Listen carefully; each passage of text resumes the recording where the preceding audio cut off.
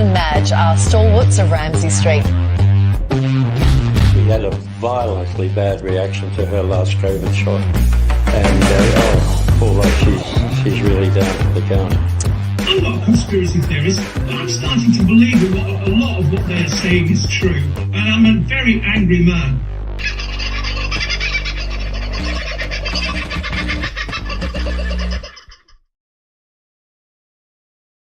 Well, good evening, folks, and welcome tonight from the Waterfront Hotel in Diddillibah on the Sunshine Coast. And hello to the audience. I can't show you the audience, but the audience are here. They are very well fed. Have you had a nice meal tonight, folks? That's the key thing. You've got to be well fed before you come to one of these shows. Otherwise, you look scrawny and hungry, and we feel like we've got to feed you. Thank you to everybody who has run over and purchased a white hat from my daughter, Laura. Thank you so much.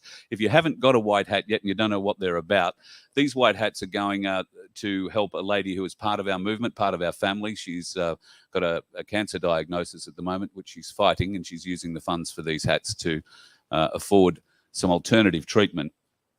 Given the one that they want to give her will actually kill her or take both her boobs off. So she's working on some other treatments at the moment. And, of course, if you're familiar with that sort of stuff, it costs a fair bit of money every month to run. So this is what we're doing to try and help her do this. The hats are her idea. She came up with all of this along with another fella. And they had planned to sell them through somebody else, but that all fell over. So I've offered to help. So if you can help at all the money that we raise tonight goes straight to her and her family. That'll help them through the next period while they deal with this confronting issue. And we do have the odd Voice of Freedom shirt over there. Don't have too many of them left, and they are in limited sizes. So if you are feeling the urge or you need a Christmas present, we're doing great deals on them just to get rid of them so I don't have to carry them around anymore. And we will have some new ones coming up on a website in the not too distant future. Hello to everybody in the chat. Nice to see everybody's around, and thanks for sticking around for a late night show tonight. I guess by most standards we're running an hour late from people. There are some interesting things that have popped up, and I will, I guess, show you a couple of them right now. In fact, Cam, who's in our audience tonight, sent me a shot that he picked up earlier today from the Skyglass app, which is available at the moment. It's actually a crowd-funded app, I think, is what Cam was telling me earlier, and it's very sophisticated. You get an aerial on your roof and everything when you join with this company, so it tracks just about everything. What you're seeing there at the moment is a shot of every military flight over Australia at about 3:30 this afternoon. And those military flights, if you look, have designations that are not Australian. You'll see something there from Taipei. You will see German aircraft. You'll see American aircraft. It just goes to show that there are quite a number of foreign military in Australia at the moment. Interestingly, they seem to be stuck to the west and the east coast of Australia, which sort of falls in line with some of the things that we're seeing around the country. This was issued in Townsville a day or so ago. It says the Australian Army personnel, vehicles, helicopters and equipment will operate in and around Townsville in support of an important training exercise from the 17th of March to the 30th of March. Activities will occur between 2 p.m. and 11:30 p.m. daily. The community can expect increased flying operations day and night. The public shouldn't be alarmed if they see or hear military helicopters in urban areas. It goes on to say they will be carrying weapons. They will have blank ammunition during the training, and it is a routine training activity. Now, in Townsville, that sort of thing does happen quite regularly. But in Currarong, in New South Wales, where you may or may not have seen recently a platoon of soldiers walking down the street in the early morning, in between people's boats and caravans and the barking dogs, those guys weren't carrying exercise weapons. They were carrying real weapons. Whether or not they're loaded with blanks or not, I guess there's only one way to find out. And I'm not holding my hand up for that. So they are two groups to the north of Jervis Bay. Now, I learned something yesterday about Jervis Bay that I've never learned before or never known before. Hands up here in the audience. How many people know that Jervis Bay is a territory? It is not part of New South Wales. Do you know that? No. So If it's not part of New South Wales, what is it? Well, Jervis Bay is a territory that is administered by the ACT. It is the ACT's sea capital, if you like, which makes a lot of sense if you're running a maritime law and your city is a landlocked city. So my understanding is that in 1915, the area around Jervis Bay was designated a territory and has been run by the Australian Capital Territory ever since, and the various different governments that are involved in it. Of course, that allows a whole heap of different laws to be employed down there too, because we all know territories have different laws to states. So that gives them a bit more flexibility to do things, and certainly training things. So what we were seeing down there over the last few days could well be just normal training. But as I said in a live over the weekend, it's well, not unheard of, but it's not usual that you would train young, cadets or even seasoned squads in those sorts of public areas. Yes, it's very easy, and yes, you're not inflicting too much imposition on the people in the area, and if you get stopped by these guys at a roadblock, you can volunteer to be a part of the exercise and have them search your car, or you can volunteer not to be part of it and just keep driving. The question remains, why do they need to learn how to interact with the Australian people? Bosie will tell you, we don't ever see Australian soldiers on the streets unless it's Anzac Day. So Australian soldiers are not meant for fighting or working here on the Australian territory unless it is in support of the community, when they come in and they help clean up after floods and fires and associated other things. When you need lots of manpower and lots of machinery to come in and do a big job, that's when we have the army. We don't have them to come in and hold, us hostage or lock us down or all those other things. But this does seem to be what some of the exercises, at least we've been seeing, are looking like they are working towards. Who saw the Townsville third RAR training, the people protection training that we had up a few weeks ago? So once again, people protection training, that's not something the Army normally does, and it certainly wouldn't classify what it does normally as people protection. They would, have another military style name for it. And I believe after what we saw with some of the vision that was shot there, there were no weapons. There were no, there was the odd baton, I think, but there were no assault weapons. There was nothing that would threaten civilians by way of firearms particularly. And they did seem to be practicing to protect, whoever was behind them from a force coming towards them that was armed with, rocks, stones, sticks, and the other bits and pieces. So I think the training that they're putting together is for dissent if and when a lockdown comes our way. I think that there will be people who'll be stupid enough to go out on the street, and there will be people stupid enough to go up to the Army and ask them what's going on and push them one way or the other, and those people are going to have to be dealt with. So I think that is part of what that training is we're seeing. I have spoken to a few people in Jervis Bay. I've got, for whatever reason, I seem to know a lot of people around that area. Getting a lot of interesting stories. Some folks have just walked up to the bases that have been set up in those two little towns and just asked what's going on, and they are simply saying that they are training recruits. Other people are saying, well, these blokes are investigating cliffs, and apparently on the ocean side of Jervis Bay, there are a number of cliffs and caves that could hold entrances to tunnels. So there are a number of people who claim that there are dumb entrances. And if you were watching one of my shows, some time ago now, we had a bit of a look at what strange things happen off our coastline underwater. And there are certainly tracks, tunnel-like straight structures under the water off Jervis Bay that indicate there could well be tunnels going in under there. So maybe there is some operation going on. If it is, it's going to be a small one because there aren't that many troops there, less than 100 by the reports. So if they are there to do tunnel clearing or whatever, they're not there in any great numbers, and they don't seem to have any special equipment. They might be there trying to cut off an escape from somebody, but, you know, who knows? At this point, it's all conjecture.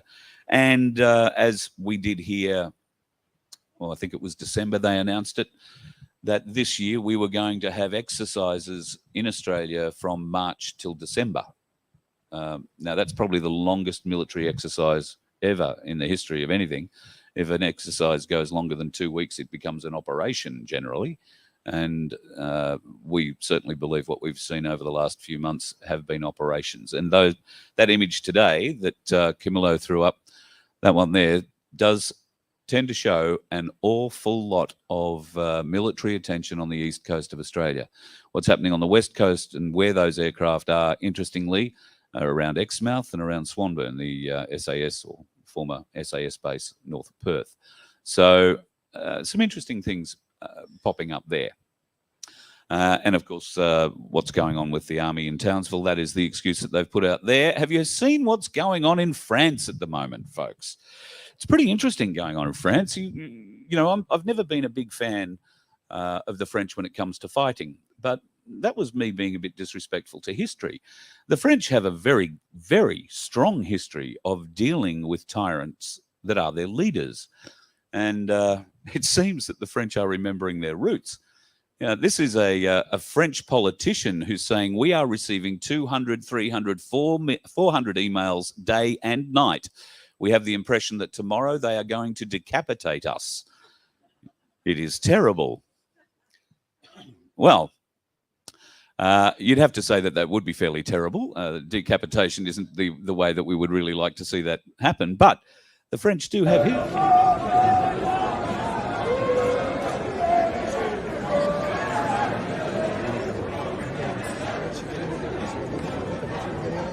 look like they're pretty loved up and they're not jumping around too much, but that's only one of many reports, and you will see that there are many, many French folks on the streets complaining about, well, the extremely unjust way that they've now been told they're now going to work until they're 64 or 65 rather than 62 when they planned.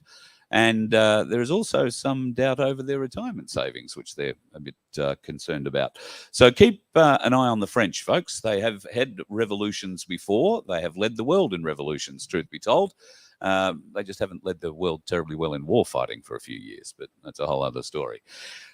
Something else I wanted to talk about and just touch on tonight, it'll only be brief, but it's something that I think we've all become aware of and we all ignore, or ignore is probably the best way to phrase it, because it's inconvenient for us, or there is some problem with trying to make this an easier solution. What am I talking about? I'm talking about your mobile phone. Have a look at this. This is something that I discovered a day or two ago, and I found it quite shocking. Don't keep the phone in your pocket, or you will exceed the as-tested exposure guidelines. Now, how many of you knew that before today? Because they actually are now giving people this information. Telstra is telling you to use a hands-free device to keep a mobile phone away from the head and body. Because mobile phones and Wi-Fi devices emit pulsed microwave radiation. 900 times a minute, it's looking for a signal. It says to the tower, where are you? Here I am. Where are you? Here I am. It's smart. That's how it's supposed to do. Now, when the phone rings, the worst time for you to put a phone right next to your head is when you answer it and say hello, because it's smart and it goes to max power and bone marrow. And look here at the radiation as it gets into the groin area. And that's just from having a mobile phone modeled into the pocket. The United States magazine Consumer Reports recently recommended that nobody keep a phone in their pocket.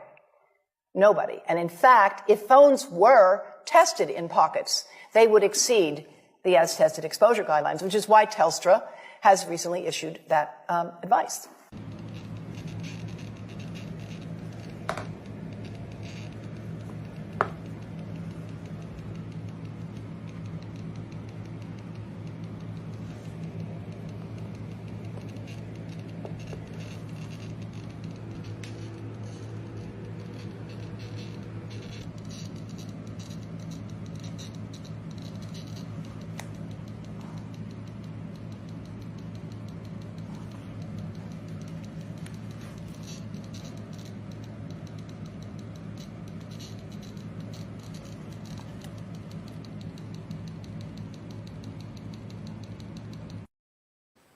So I think we figured out that your mobile phone in your pocket could well impact your ability to have children in the future. Now, just looking at the audience, there doesn't seem to be too many blokes here that are looking to have too many more kids. Yeah, might be a couple of girls down the end, so just be aware of mobile phones, girls, just saying. They are not necessarily the things that you want to have in your pockets. And we will have a chat in a couple of weeks with somebody who knows a great deal about 5G and what can happen to the body with 5G once 5G is introduced to the body. We are obviously getting 5G at certain times now with our phones, but we are not getting the 5G that we are all referring to. When they turn that one on, life's going to be very, very different, particularly for people who've had the jabby jab. So be aware that the power base at the moment for 5G is quite low, but when they flick that switch, it's going to be magnified many, many hundreds of times. So the power coming out of those cells will be able to affect not just the great service that you could expect off your mobile device, but it might also work with anything that could act as an aerial inside your body. And if it's going to act as an aerial, then it's going to be drawing together those particles so that they can touch each other and make connection.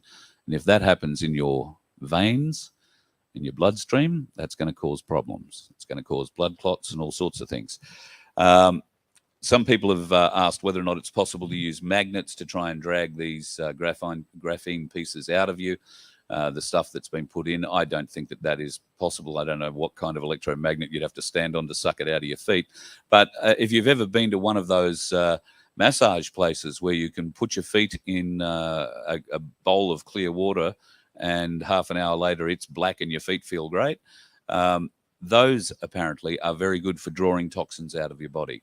So whether or not it gets the spike protein and those sort of things, I don't think that is the case, but the nanoparticles and the graphene particles, quite possibly. So worthwhile in having a go at that sort of a detoxing or a cleansing of the body. And there is a name for it, but I just can't think of it off the top of my head. Yeah, the phones are probably the one of the things that we're going to focus on a lot this year, because the damage that's being done to us through our phones isn't just through radiation. Things like TickTock. Now, I'm not a TikToker. I've never liked TikTok. TikTok is a Chinese produced app that in its early days was designed to take samples of your face, take samples of your voice, and essentially the Chinese, after a year or so of you using TikTok, can form an artificial you. They can use all the images that you've given them, all those funny little things where you put, you know, cat's eyes on you, or you put love hearts around your face, or all those little things that just make you look weird. They use that to give them different points to identify your face at different times and in different ways, that faces that you make. So the more that you put into your TikTok, the more database they have on you to track you. Same for your voice. The more times you tell a story on TikTok, the more sampling of your voice they get. And at some point, if they so desire, can post for you. That will be an offering that TikTok will give you in a little while. We now know you so well, you can just hit your AI partner and he'll post for you, or she'll post for you. Watch for that. If you've got TikTok, get it off your phone. It's renowned for not being really wholesome when it comes to the spy world, and very, very useful to the Chinese. So TikTok might be a lot of fun. The other thing about TikTok is they have algorithms for different countries. So in Australia, in the UK, in New Zealand, in America, we don't get the same TikTok things that they get on TikTok in China. Here, we get people playing practical jokes on others. We see magic tricks. We get stupid stories, little pieces of bullshit that are training our children and our young adults to believe that that's what life is really like. But in China, They don't see any of that on TikTok. They see young Chinese students excelling and winning prizes in school. They see young Chinese excelling and winning prizes in sports. They see young Chinese excelling and beating the world in karate and jiu-jitsu and those sorts of things. From very tiny children to adults doing pretty amazing things. They are putting up children learning how to run businesses. And most interestingly, they are posting videos of children cleaning 9mm pistols, breaking them down and cleaning 9mm pistols. Now, these are kids that are 6, 7, 8, 9, 10 years of age. So make no mistake, the Chinese are not looking at, fluffy, cute dogs and cute little kittens and all that sort of stuff. The Chinese are working very hard to get their young people in a mindset to achieve great things. Why aren't we? Why isn't there a Western app that does this for our kids? We have, and particularly here on the Sunshine Coast, there is a marvellous organisation involved with the Sunshine Coast Business Awards. And as part of what they do, they are a bunch of entrepreneurs and business people on the Gold Coast who get behind young people with good ideas. And they coach them through a process of the germination of the idea, coach them through setting up the idea, maybe going through organising some trial pieces, seeing if they work or not, organising marketing and promotion. And eventually at the end of the year, one of those kids winds up with an idea that the Sunshine Coast business community essentially funds. And they are some really, really powerful ideas that are very, very useful to all communities. Now, that's just a Sunshine Coast thing. I happen to know about it because I've been involved with the Business Excellence Awards here for a few years. But there are many of those sorts of things happening in places all around Australia. We have so many inspiring young people. Why aren't we making those sorts of inspirational videos? And if we were, would it make any difference? Would anybody watch them? Is it too hard to watch a young Western female or male achieve something and be happy for them, whether it's winning a medal in sport or achieving something in a business sense or in a school sense? Why we wouldn't watch that? Our kids would want to see, two cute puppies playing in a puddle of piss. They would prefer to watch that than learn something. So, and I know as parents, it's impossible for us to take phones off kids these days and say, go and do something productive. Well, it's not impossible, but it just creates a huge rift in the family there at some point.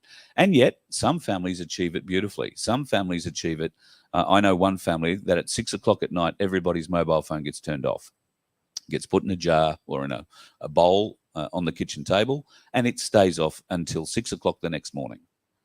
Now, they have great family time. They don't have kids who sit down and watch maths or, how to cook your kitchen into flames or whatever the hell the next show is. They actually go out and do things. They've got a couple of kids that are, middle-aged teenagers, if you like, 15, I think, or 14 and 16 they might be.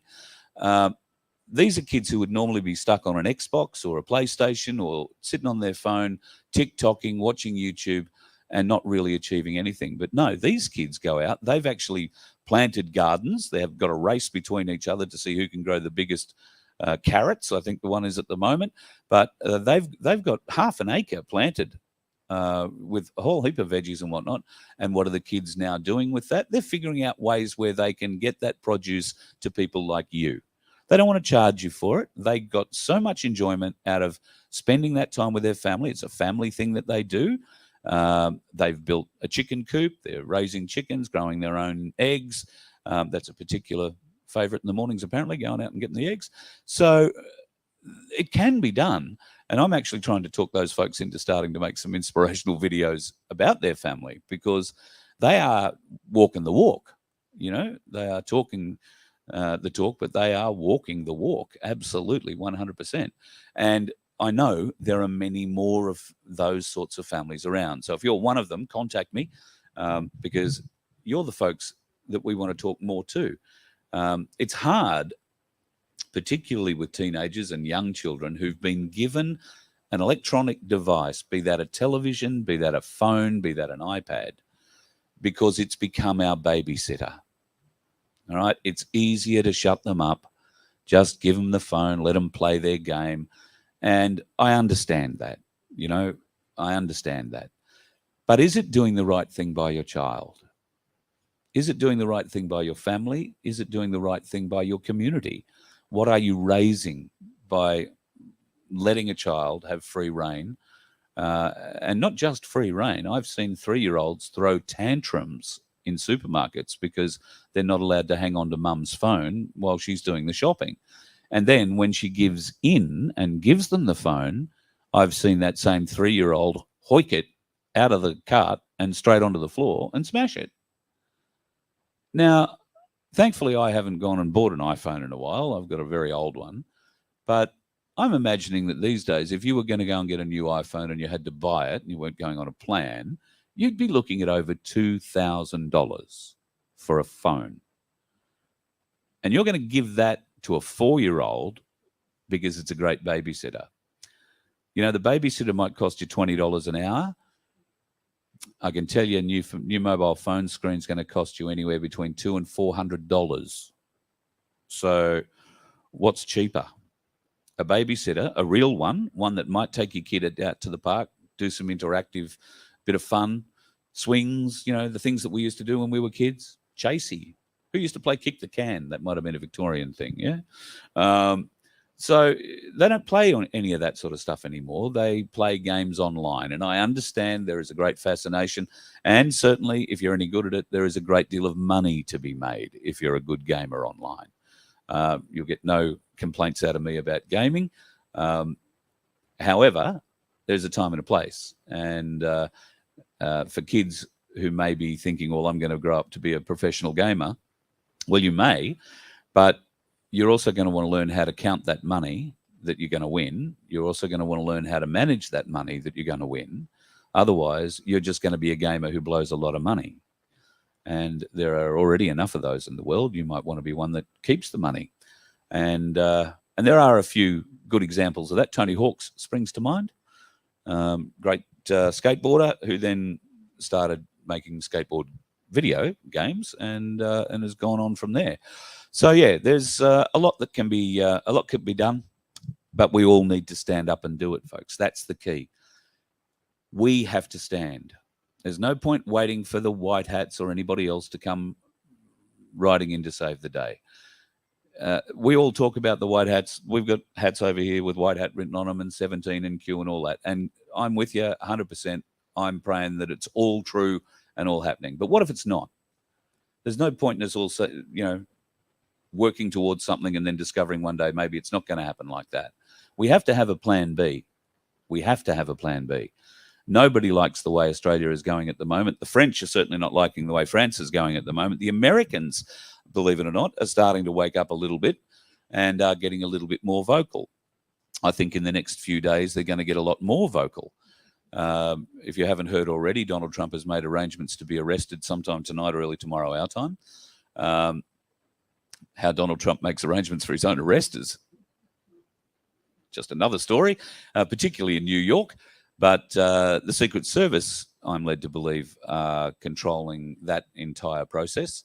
And we expect news of that, well, sometime overnight or tomorrow, probably before lunchtime. What will that trigger? If you are a Q follower and the Q drop follower, there have been references to Trump being arrested as a point, a sign that things are going to happen. Now, we've also had other references to things happening. Financial systems collapsing was another reference. So we have seen a bit of that recently. And if you are just reading mainstream media, who many people, trolls, seem to believe are the arbiters of all things truthful. Well, if you're only looking at mainstream media, then you are being lied to. you are being lied to by omission more than direct lies. You see, they don't have to lie to you about what's being said and done in America at the moment. They just don't have to tell you about it. And that's exactly what's happening. If you look in our mainstream media, you will find no mention of financial stresses, problems in the banking sector in America, unless you dig very, very deeply. But there are big problems in America, and I expect more banks to go down this week. Particularly regional banks in America. They're going to struggle very hard, and depositors in those regional banks are not going to be covered by a government guarantee. So I believe the government guarantee, similar to Australia's, is up to about $250,000 of deposits. But Biden came out the other day and said that they were only going to back the big 5 banks in America for that. So all the other little ones, the subsidiaries, if you like, will all have to come up with new deals, or they will have to become ISO 20022 compliant. And I don't think that that's going to be allowed to happen now, given that everything has kicked off with the switchover. Apparently midnight on Sunday night, our time, the QFS was activated and now is running in real time online with the current fiat system, waiting for the fiat system to die. So that is what the plan is. You will see currency issues and financial market issues, I think. In the short term, over the course of this week, we were likely to see a few bangs and hits on Wall Street, but it's likely to take another 2, maybe even 3 weeks before they draw all the fiat money out of the hidden system and, well, get it out. That's what they're trying to do. They're trying to draw out the deep state money that's still hidden. So they can only do that by breaking the market. That money has to come out of those deep state pockets to keep the market propped up. They know if the market goes, they're gone. So it's a bit of a game at the moment, brinksmanship all around. But keep an eye on the banks. They are certainly working towards digital currencies in both America and here in Australia. Commonwealth Bank, ANZ Bank have signed up to be the test mules, if you like, for the central bank digital currency here in Australia. So if you are with the ANZ or you are with the Commonwealth Bank, you might want to ask some questions of them. If you are an ANZ banker, you will now see something on your app called ANZ Plus. That is ANZ Digital. That is the way they're going to be enticing you into their digital coin system. We've spoken about centralized banking and centralized digital coins on this show quite a lot. I am not in support of anything that is centralized in digital coin world. We want decentralized coins if we are going into a digital economy. Without that, we run the risk of having our money programmed for us. That means that you won't be allowed out of your 15-minute city area. If you step outside or go outside, your card will not work. You won't be able to put fuel in your car. And I dare say, instead of today, if you were to turn up at a servo and say, oh, look, I've left my wallet at home, and they make you write out a bit of paper with all your details, and hopefully you'll come back and pay for them. Most people do. Well, I don't think that'll happen in the digital currency world. If you are outside your 15-minute city and your card doesn't work, I think they'll ring the police. They just won't bother saying, oh, you come back and pay us again, because you're not meant to be out of your area without permission. So the question will be held by police, I dare say. So bear that in mind if you're a big fan of your smart city. We've seen a lot of people coming out and saying recently how wonderful it all is. This is the great government push to try and get the normies amongst us to support the whole idea, because let's face it, we are Aussies. We love going out and doing great things, but at the end of the day, we will take the path of least resistance. And if they can make it easy for us, that's exactly what they plan to do. So it'll be easy for you to go and have your digital coin. And for a couple of years, I'm sure you'll be able to use it anywhere. But we have seen in the last 3 years, I mean, just think back 3 years, how much have our lives changed? How much have our lives been controlled?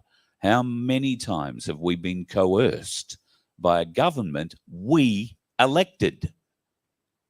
Or did we? remains to be seen. And of course, this week, speaking of elections, don't forget New South Wales. How could you? You're having an election. Ricardo Bosey, number 1 on the U ticket, and David Graham, number 2 on the U ticket. Nobody cares whether you like them or not, least of all them. If you don't like Labor or Liberal more, if you feel that Labor and Liberal have done nothing for your state, New South Wales, and that electing one or the other, it doesn't really matter, you're going to get the same bunch of criminals running the place, well, you will. But what you can do is put your protest vote into the upper house. Vote for the U party. The party in the box with U. Put number 1 beside it. That easy. Those votes will go to the U party, comprising 18 members, led by Bosey and Graham. They have a real chance, folks. If you get behind it, if you really want to have a protest, don't go drawing stuff on your thing. Don't go colouring in the boxes or just colouring around the words. Actually make it a protest, right? Show the bastards that you mean business. Even if you don't like Bosey and Guru. Should be fun just for the fireworks for the first 6 months, don't you think? Be interesting just to watch how these bastards, these career politicians, react to 2 blokes or 1 bloke, however many we get in. Maybe we get more. Be interesting to see how they react to people who will not take bullshit and demand straight, truthful answers, because that's what Bosey and Dave Graham will get. That's what they demand. So this weekend, on Saturday in New South Wales, go out, vote number 1 for the U party, number 1 beside the U box, and it will make a huge difference, I think, to the result on Saturday. Wouldn't it be amazing if we got 1 or 2 or 3 or 4 of them in? Absolutely amazing. They can't create laws from the upper house. They can't do anything that's going to impact your life in a bad way. All they can do is point out the illegalities and the backroom deals and the bastardry that goes on in politics to look after them, not us. There is no unified solution in party politics, folks, because it becomes about the people in the party, becomes about the power, becomes about holding on to all of that at all costs. Well, you got a bunch of individuals in New South Wales who want to stand up and represent you. So get in there and support them, folks, and just sit back and watch the fireworks. What's the worst that could happen for 4 years? You get a few embarrassed politicians who won't be able to run again. That's my hope. But yeah, that's probably the best thing that we can have happen. If you can put your number 1 beside the U box for them and propel them into the New South Wales upper house, Australia just might stand a real good chance. Now, folks, I know a few people have some questions, so Mason, I might get you to get the mic up. If there's anybody who has a question, stick your hand up. Somebody was asking me a whole heap of stuff outside earlier, but here we go. Yes, sir. Carl, I saw a document that stated there were something like 128 countries ready to go to gold-backed currencies and precious commodities. Australia was not on that list. Wow, that's interesting. Now, have we still got that many criminals in the top that we're not ready to be put on that list? Yes. I would say the list you're referring to is the BRICS list, and it will be, and that list is now over 200 countries that have signed up to a precious metal-backed system, financial system. Australia won't sign up to that yet because we are the deep state. We are controlled by the deep state. Albo is just taking orders, and we are probably going to be one of the last bastions of the fight. So, yeah, I think that's essentially where we're at with that. It's an ongoing battle, but I think we'll win. I think we are winning. Australia will eventually have to join with BRICS or something like it. I can't see that it's going to be anything else than BRICS at the moment. It's all the world's biggest economies except Britain, America, France, and us, really. A few smaller, the stands and or even that now. A lot of the former Soviet Union states have signed up to BRICS now. Ukraine has finally realized where it actually sits in the world, and is starting to run out of NATO money. So they're madly trying now to, and they are abducting fighting age men off the streets of Ukraine. Black vans roll up and they drag these people off the streets. There's plenty of video of it around. Just drag them in. They either conscript them there and then you're going to fight, or you are going to die. And in fact, the ones that decide to die are the ones being used as TV fodder, if you like, for the Western media, saying the Russians are killing them. The Russians are killing them. The Russians aren't killing them at all. It's the Azov Brigade, owned, run, and entirely controlled by Zelensky and co. And NATO have stopped sending weapons in to Ukraine. They haven't stopped sending money, but they are sending less money. So that's probably, a good start. They're sending less money because they don't have any more money, and they don't have any more weapons to send them because they have sent them in such vast numbers and sent them to people who are untrained in using them. So quite a lot of them were, just destroyed because of misuse or misfired or whatever. They have obviously done some damage, I think, behind the lines in Russian territory with drones. And some of those American drones are now in Russian hands. There was some footage the other day of Russian fighters supposedly shooting down an American drone. Did anybody see that? Did anybody manage to pick up it was a video game? Some things, you've got to be careful about the graphics you get these days. So the graphics that we get in video games these days are exceptional. And there are people who are sitting on their computers at home all day, dreaming up fighter fantasies, if you like, and then filming them, putting them together, and then calling them a real incident. So just be aware that when you see those sorts of things popping up, view them with a little bit of skepticism. There are ways and means you can tell that it's a CGI effect rather than a real effect, but you want to have a little bit of time and a good computer screen to check that out. But yeah, open mind is always the best way to be. Don't believe anything that you are told by anybody, and that includes me. All right? I don't knowingly tell you lies, but I might tell you something that I believe that is wrong. So I don't want to be responsible for you getting something wrong because you believed me. I'm just telling you what I think. Go off, do your own research. We have to do our own research. If we just allow ourselves to be led by those who have done the research, then we are going to wind up in exactly the same place as we are right now. All sheep following a leader. That's not how this world is meant to be for us, folks. So we must prepare ourselves, be ready to stand. And that doesn't mean you've got to stand and fight, physically, but it does mean you've got to stand up morally. It does mean knowing the difference between right and wrong.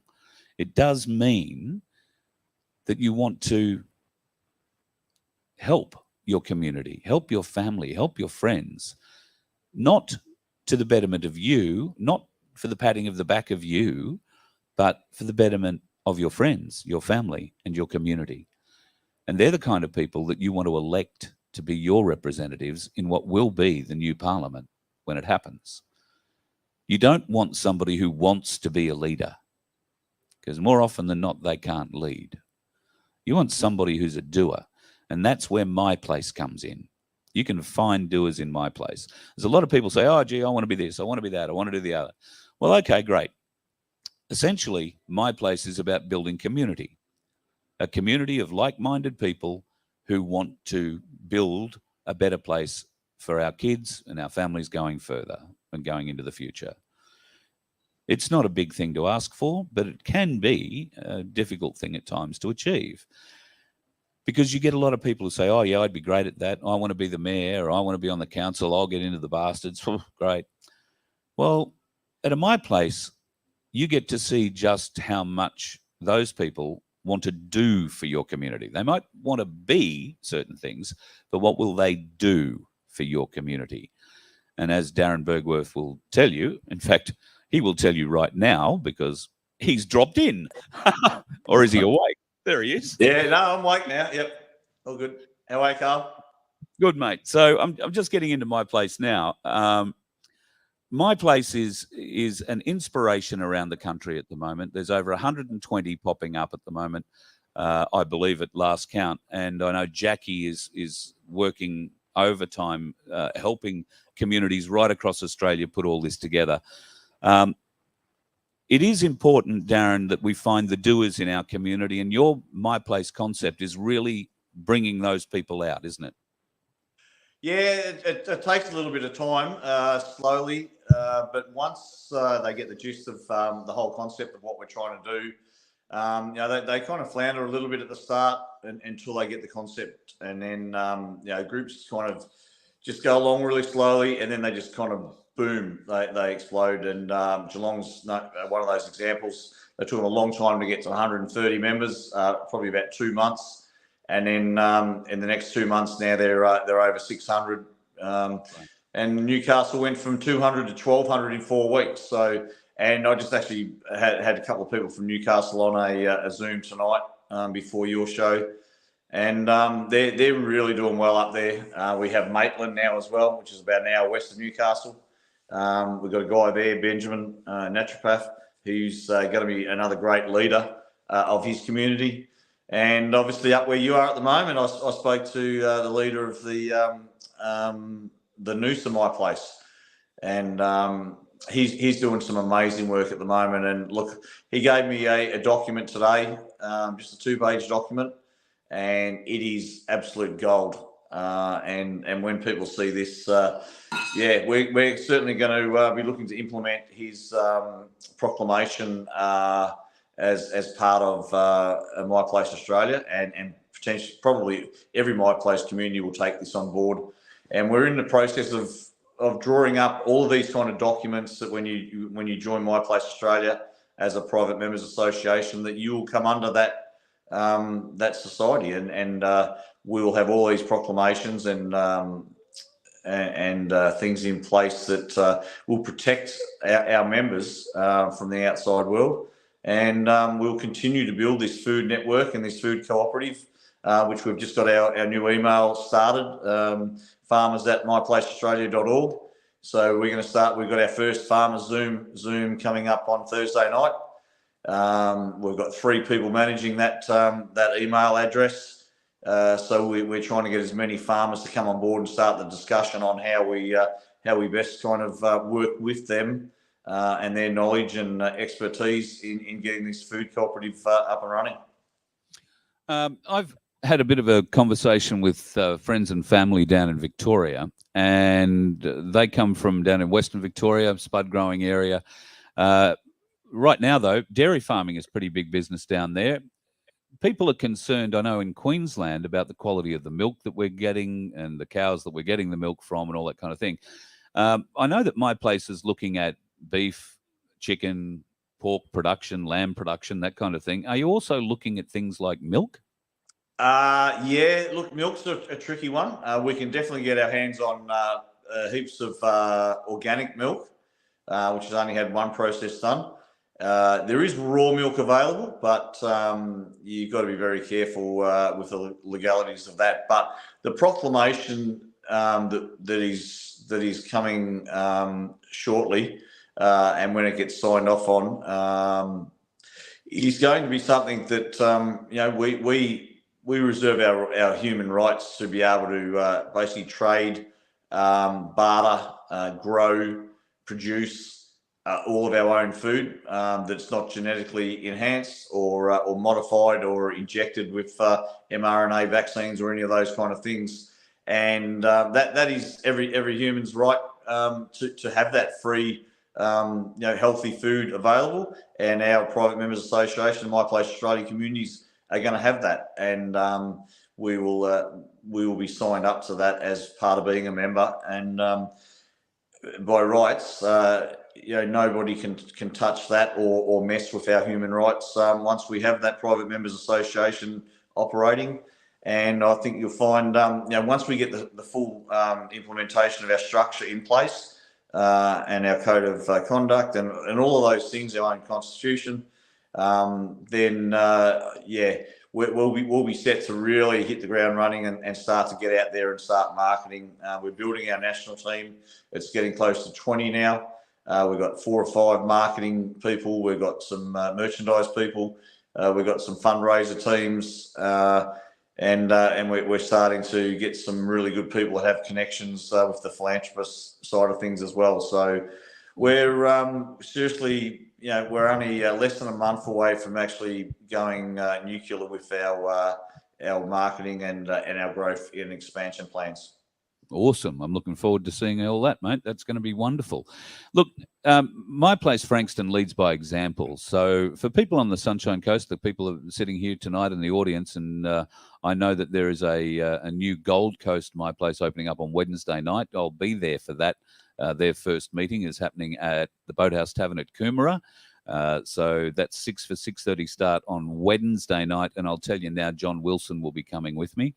Or if he's not coming with me, he'll turn up shortly after me. But John's going to come along. We won't do a show really from there. That's that night. We're just coming along to give a bit of support for My Place and hopefully see the direction that it's going to take. Frankston, as I say, leads by example, Darren. You are obviously well set up and well down the track with different committees that you've got formed. So My Place isn't just about coming together, telling stories and eating, unvaccinated sausages. There's a lot more to it. And you guys have committees for just about every aspect of community life, don't you? We do. But in saying that, I think there's some other communities that are really starting to blossom at the moment. And I've kind of, we might have dropped the ball a little bit in the last couple of months in Frankston. So we've had that discussion, and we need to get our shit together and get back on track. And we're working on that at the moment. We had our market on Sunday. I happened to have an ABC journalist from Sydney contacted one of our members and had a discussion with her, and she flew down Sunday morning to come and do a report about My Place and our market.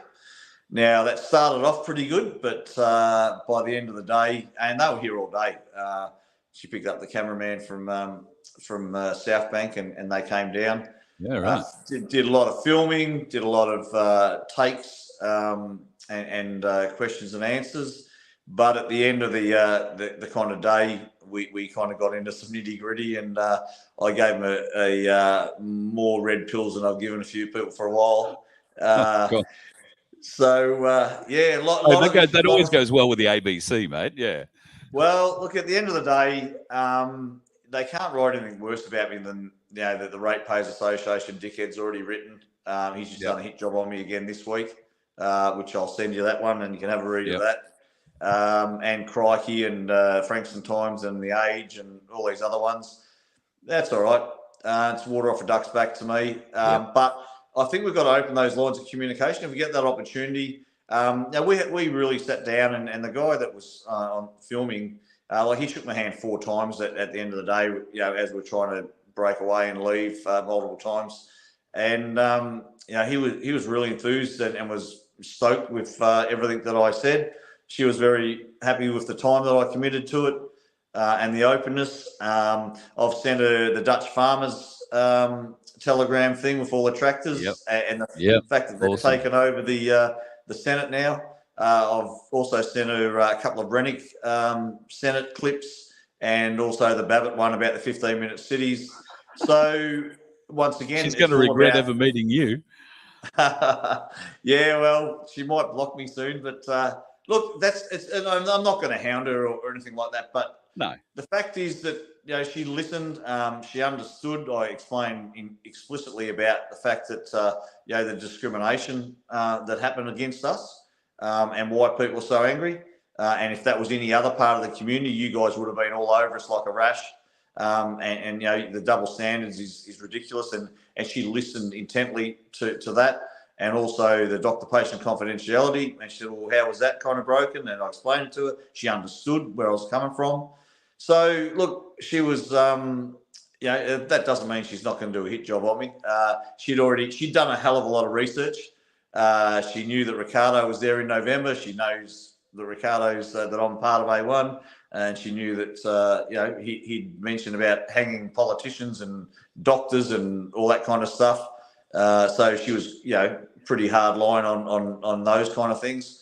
But once again, that's fine. At the end of the day, I said to her, you have a look at our community. We're probably 70% women. And I'd suggest that the majority, 70 or 80% of our members are north of 50 to 55 years of age. And they're all people. The reason we're here is because we grew up in the 70s and the 80s. We know what this country used to be, and we've seen it shift into a place that no one's happy with, and we're sick of sitting by idly watching and being the silent majority. And that's what our group is. I said, we're just normal people. We don't want to be doing this. We'd rather be living our lives. We're sacrificing our lives. So I got a lot of stuff to tell her that we're not some radical tinfoil hat wearing conspiracy theorists. She brought up the sovereign citizen. I said, there's no such thing. Told her it was an oxymoron. And she asked me if I was an Australian citizen. And it was a really hard one. And I said, no, I don't identify as an Australian citizen. I'm a natural living man. Sovereign of the land, and that was pretty much how I explained who I am. But certainly we're not into violence. I denounced the Nazi parade that happened in Melbourne. That was pretty wild, mate. Yeah, that was pretty wild. That was a bit of as you know, a bit of what do you call it? A bit of theatre. Yeah, propaganda was the word I was looking for. We know that was propaganda. It's all just a false flag bullshit. But that's okay. But yes, I denounced all of that kind of stuff. But she also noted that I'd just put a clip up on my place regarding the Jewish stranglehold on the financial world. But that video also went into questioning the whole Holocaust. Which I didn't watch the whole video. I only watched about the first 10 minutes, and then I just kind of forwarded it onto my place. So she thought that was a divisive thing. And so I'm hoping that she'll be reasonable, but I've given her plenty of ammunition to kind of paint me in a picture that, look, once again, I couldn't give a fuck. At the end of the day, they're going to do what they're going to do regardless. But I think it was good just to have the conversation and spend 5 hours with those people and give them a bit of red pilling. When did they say they were going to get this story out? Or she's going to contact me. I thanked her for coming down, and she thanked me, and so we've been texting. She was appreciative. I was appreciative, and like I said, sounds like my ex-girlfriend. Appreciative that you parted ways, or appreciative I'm not at home anymore. Yeah. And even one of the videos that I sent through of Babbitt, it actually didn't come up and wouldn't load. So, and she texted me back and said, she can't access it. So I sent it again. So look, she's willing to hear another side to the argument. And I said to her, look, I'm not wrong and you're not wrong. Neither of us are wrong. We have different opinions. But opinion is exactly that. Everything that I've done, including as she smirked, she knew that I'd claimed victory at the federal election a week beforehand, and I brought that up. And I said everything I do is for a reason, and it's to start discussion because there's been no discussion for a long, long time. There's always been the one narrative, and you guys, the media are. They're basically looked on as used car salesmen or real estate agents. They're in that same kind of ilk, if not worse. And she was surprised, actually. She said, I was really surprised that you agreed to the interview and me coming down to do a report on your market and your People's Council and all the rest of it. That was just obviously leading. You're a media tart. So. Yeah. Well, I need to be. I'm reaching out. I was on a radio show down here. Now we've got some Freedom radio station, TNT FM, which Damien Richardson's on. Got a program on there. I was on with Michelle Dixon the other day, which I'm going on to their actual executive Zoom, national one later in the month. And I haven't touched base with Maria Z yet, but also we've got Beck from Truth Seekers, who's amazing, and she's already set up an international Zoom for my place.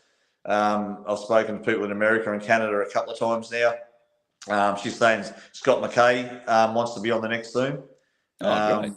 Yeah, so there's a lot of interest about what we're doing, and the whole concept keeps evolving and gets bigger and bigger and grander all the time. And when we've got people like the fella from Noosa that's written up this document and a couple of other things he's done for me, who I'm trying to get to join our national team as well.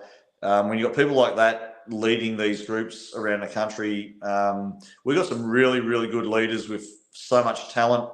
And, we're, like I said, we're only just getting started. Once we get our shit together and we get all the ducks in a row, we're going to really expand at a pretty fast rate of knots. There was another group that was using the My Place name, were trying to ride over the top of that. There was some concern that they were involved with the Noosa and Caloundra My Places. Do you know much about that? No, I believe they were involved at COFs, and there's been some issues there. But look, I don't. I know I've had 2 phone calls, and I know exactly where they were from, trying to quiz me and get me on the hook for denouncing them. I try not to denounce anybody. I have concerns, and I don't promote too many people either. I talk with everybody.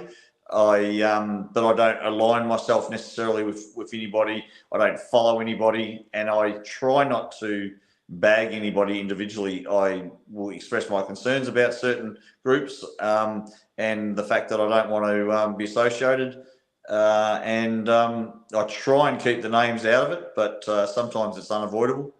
And there are a lot of people still going out there keeping people trapped as victims and trapped in the past, rather than moving forward. And now we've got some people wanting to get the rallies and get the Canberra crowd back together. And I'm thinking, really? I mean, is that all you got? Is that really all you got? I mean, we've been doing it for 12 months. It's had absolutely zero effects. We had 2 million people in Canberra, whatever it was. It achieved absolutely nothing. Yes, it was a process that we all had to go through. It was relevant. It was good at the time. But anyone that just stays stuck in a position and tries to repeat and do the same thing over and over again when it doesn't work, well, that's a definition of insanity.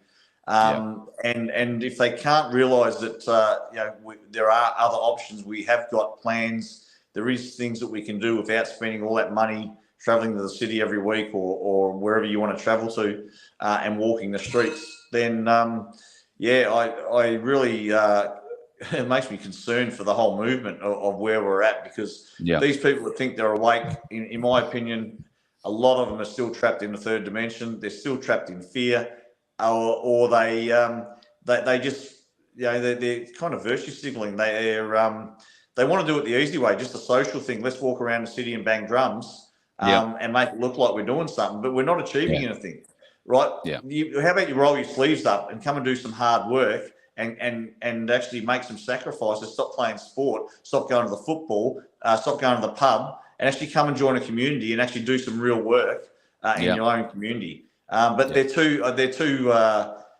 piss weak to do that. Too selfish, too programmed, maybe.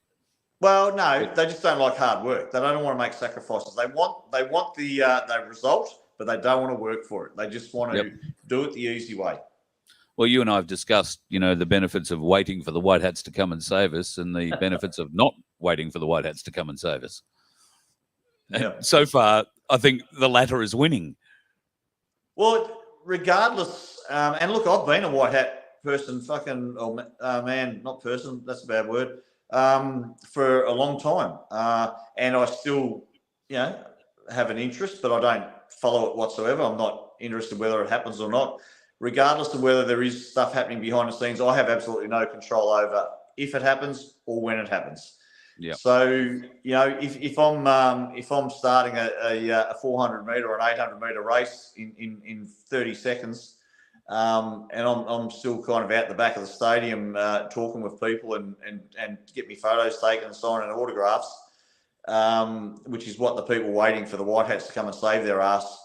I think I'd rather be on the blocks already stretching and my tracksuit off, you know, instead of join the race one lap in. You know, okay, if it's happening, it's happening. You have no control over it. Get off your ass, come and do something, because regardless of whether that happens or not, moving forward, we still have to be our own leaders. We still have to take responsibility for our own lives. We still have to rebuild communities, right? The White Hats aren't going to do all of that shit for you.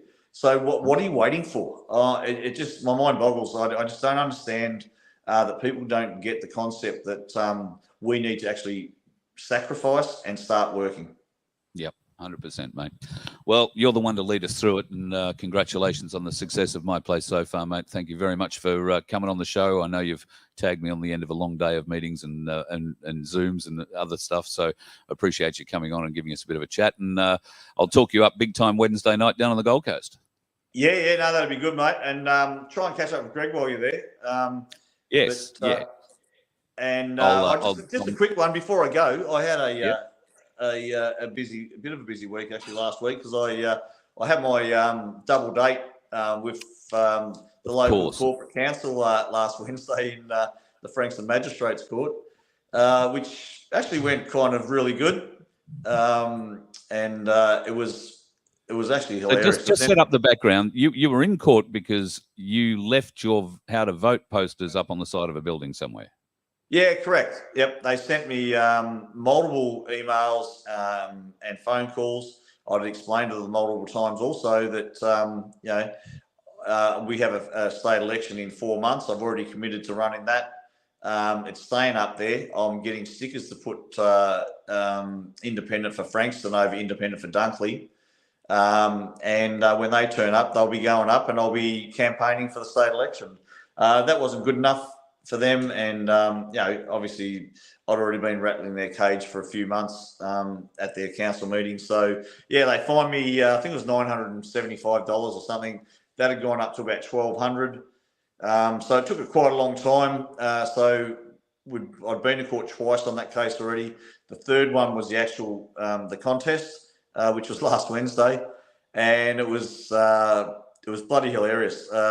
He bought 5. There was 5 of them from the council, and good old Perry Mason. He'd done such a great job putting all this evidence together. He slid over probably 10 pages across towards me, which only made it halfway, and I ignored them. I didn't even look at them. Obviously, they were passed up to the judge. He put his witness in the witness stand, time stamping all these photos.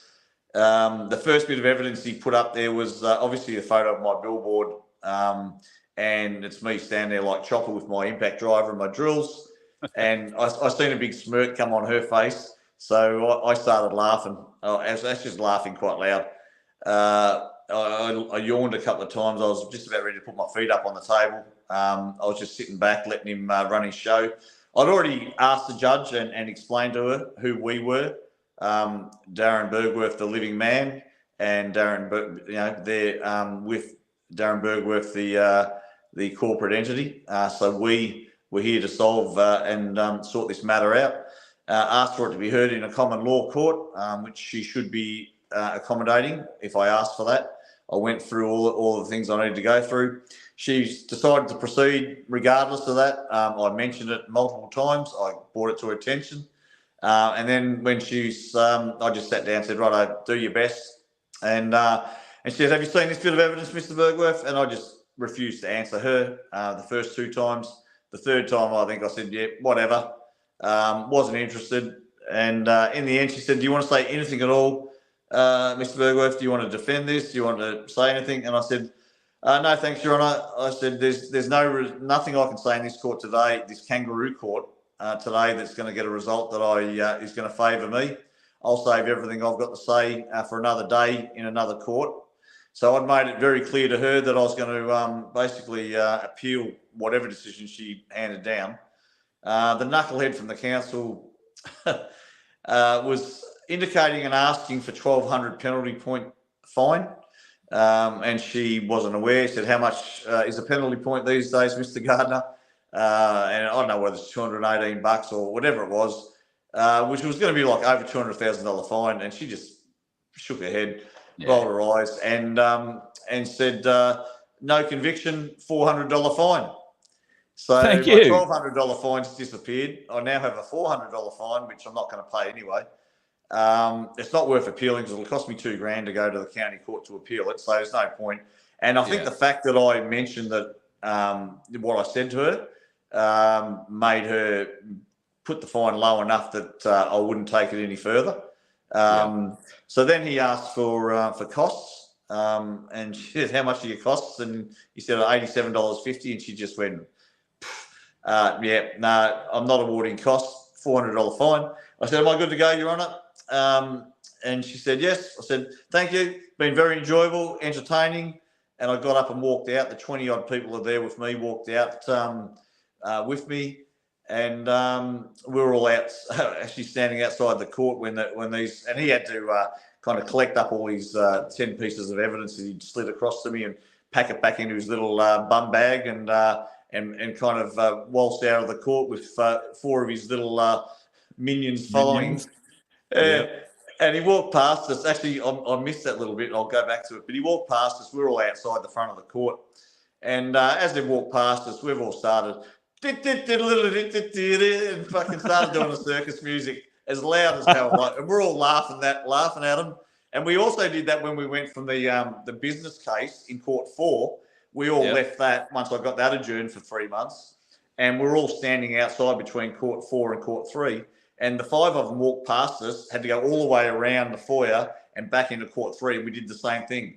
And like, there's about half a dozen of us doing this kind of circus sound, and it was just hilarious. And so they all walked off with their tail between their legs. I went to the council meeting Wednesday night, and I couldn't be there too long because we had our own meeting down here, our public meeting. And so I went in there, and there's a few things went down, but I ended up getting ejected out of the council meeting that night. So just for speaking out about, once again, transparency and it being illegal. One of the councillors telling one of the speakers it's illegal for him to talk about the South East Water building and the deal that they did with the state government by giving South East Water that massive piece of our land, the Crown land, to build their monstrosity of a remand centre type building on the beach side of Nepean Highway. And I just couldn't hold my tongue and kind of just got stuck into them. How the hell can that be illegal to talk about something that's in the public interest?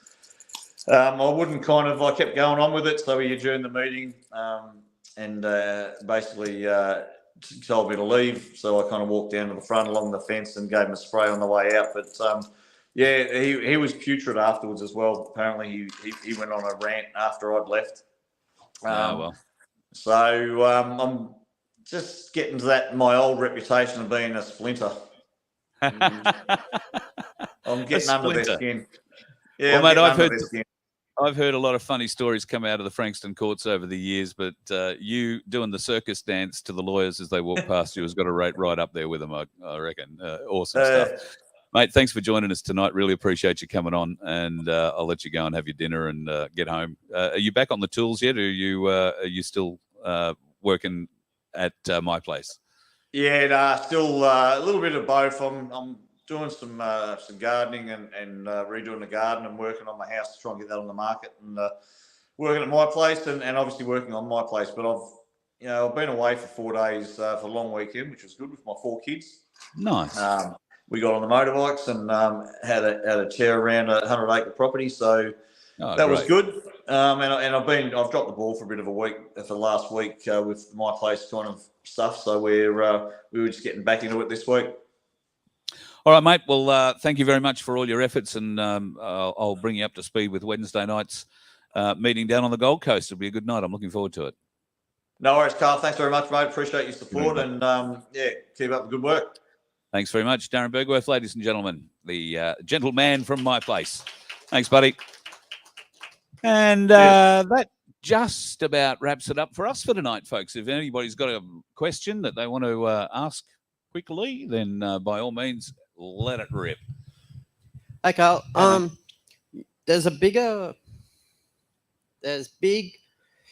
The Chinese government is more fearful of the underground church than anything else. Yeah, you're talking about the Uyghurs? No, underground church where they, the Catholic Church in China. Yeah, but it's the one that's underground where they go into a farmer's garage or something, and if they get found out, they'll get humiliated and killed. Yes, I have heard of that, and Chinese. And the Xi Jinping is more fearful of the underground church than anything else. Well, they do say the last thing you really want to do is upset a Christian, because people have done it in history. They've really upset the Christians in history, and it hasn't worked out well. In fact, even the Russians pointed out at one stage that the last thing you want to do is upset the Christians, because if the Christians unite, look out, because they unite under God, and with that comes a great deal of power. So yes, the Chinese do not like religion, because the Chinese simply want you to believe what they want you to believe, and if they want you to believe in a pink unicorn that lives in the hills, rather than a god or a deity, then that's what they'll have you believe. Or you will be given a communist god or deity to follow, and if you want to go and follow anything else, then you run the risk of being segregated in your community, taken off the street, disappeared completely, and having your body organs sold, because that's essentially what happens to the Christians that aren't playing along with the CCP in China. That makes it a bit hard. Anybody else got a question at all? No? All looking pretty good. Thank you very much, folks, for coming out tonight. And thank you to everybody who's watching at home. It's been another interesting show. We've had, some interesting news from Darren Bergwerf and what's going on down there in Frankston. My Place Across Australia really is a great movement. You can go to myplaceaustralia.org to check out all the locations of My Places around Australia, and My Place Frankston on Facebook is a good starting point if you're looking for information on how you can start a My Place at your place. I'll see you on the Gold Coast on Wednesday night at the Boathouse Tavern. That's going to get underway from, I think it's 6 for 6:30, so pop down there. John Wilson, he'll either come with me or be coming shortly after me. We're going to figure out how we work that out tomorrow, but John will be down as well. We probably won't do a live show as such, but I might do a bit of a chat from the venue. I am hoping to catch up with Michelle Lee, who is now under 400 nautical miles from Cairns. There is a lot of northwestward pushing weather at the moment, which is pushing her north. There are a couple of currents that are going to push her north as well. She's got a couple of big days. She told me a couple of days ago that she will have a few big days fighting currents as she's coming to the reef. She's also going to need some guidance coming through the reef. It's not that she has a huge draft on the boat and is going to wind up hitting it. The problem is the water on the tides. So she will go in on an incoming tide. It'll make it a lot easier for her to get through the reef on that. But if she is not through the reef and well through the reef, then she will get sucked back out the same hole she came in when the tide changes. So the only way that she will be able to stay in the one position, if you like, is to anchor up. And that means that she's got to find somewhere where she can A, throw an anchor, and B, have it hook up. And I'm not sure about the barrier reef. You've got to think there'd be a few places where you'd be able to anchor up, but I don't know, protected and all that, I don't know. So there are a lot of little, what we would probably consider to be little issues that she's got to deal with, but they are quite significant issues. And the fact that she has to be solo and unaided for the entire trip means that we can't offer much else other than moral support. I'm hopeful that Michelle will call in the next couple of days and I'll be able to record an interview with her. It's difficult to get her to come on live at this time of night. Satellite signal being what it is, she only has a satellite phone, and I think she tried ringing me 7 times the other day, and every time I answered, the phone just hung up. we eventually got it through the next morning and wound up having a great chat for an hour or so. So hopefully we'll get that down in the next few days. She's very excited to be coming home, and if you are feeling the urge to meet her in Cairns, she'd love to see you. She's going to be pretty focused, I think, on friends and family when she hits the beach, as you would expect. She won't be staying in Cairns terribly long. There'll be a day or two maybe of recovery, and then she'll be getting the maid ready for its trip back down home, another 2,500 kilometres, but this time by road. So that'll make it a little bit easier for her. But the plan is she will be in Cairns in the next 2 to 3 weeks. So if you are looking for a bit of a party, then stay tuned to the Voice of Freedom. We'll tell you where and when, and with a bit of luck, we'll be there too. So it's going to be a great night. Thanks for coming along, folks. Really appreciate you coming tonight. Hope you enjoyed your meal here at the waterfront. And to you folks at home, see you again tomorrow night. Be safe on the roads. Watch out for the dickhead. You let one ant stand up to us, then they all might stand up. Those puny little ants outnumber us 100 to 1. And if they ever figure that out, there goes our way of life. It's not about food. It's about keeping those ants in line. That's why we're going back. Does anybody else want to stay? Let's rock!